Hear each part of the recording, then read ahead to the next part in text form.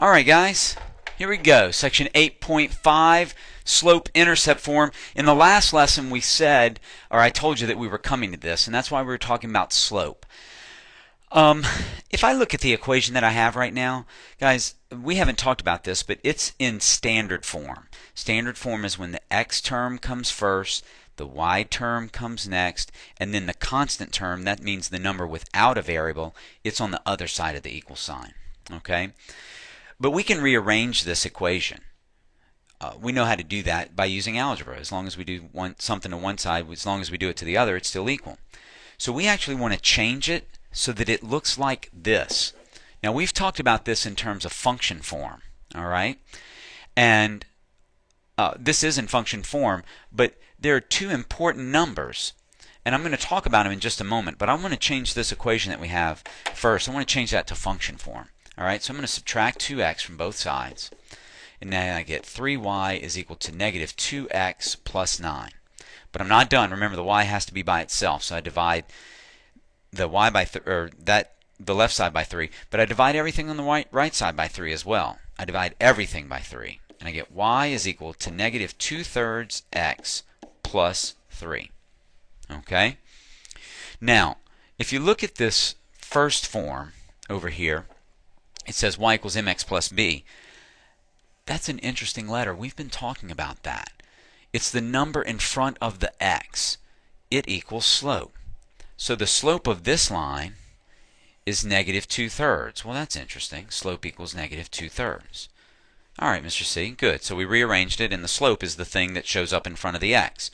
We like to call it a coefficient.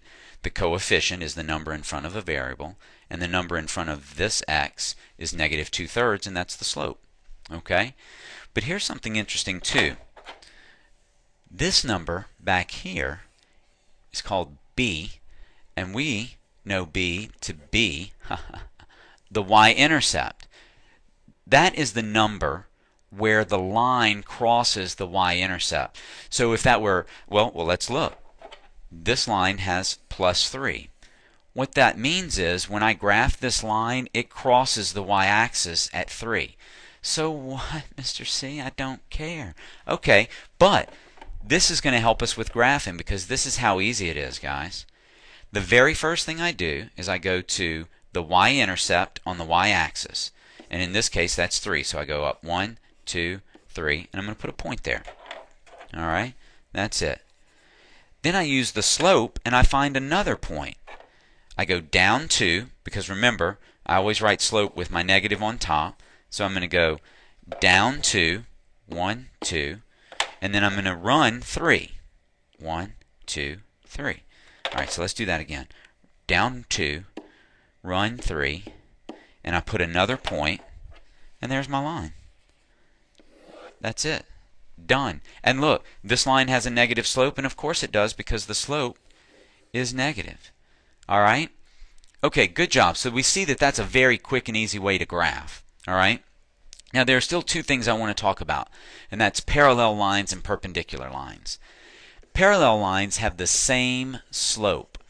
So if this line has a slope, the one we used has a slope of negative 2/3, and it goes through the y-axis at 3, I want you to look at this line.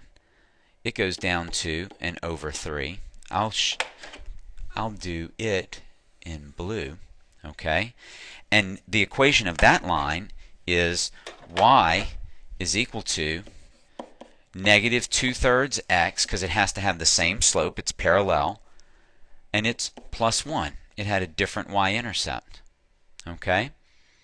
Now, that's interesting because perpendicular lines have to have slopes that are opposite reciprocals. That's not right. Opposite reciprocals. Thank you. Get it right, Mr. C. Oh, man. All right. So if this slope was negative 2/3, the slope of a perpendicular line would be positive 3/2. Let me see if I can graph that in 20 seconds. So here's the y-intercept. I need to go up 3 and over 2. Okay, there's another point on that line. I draw it.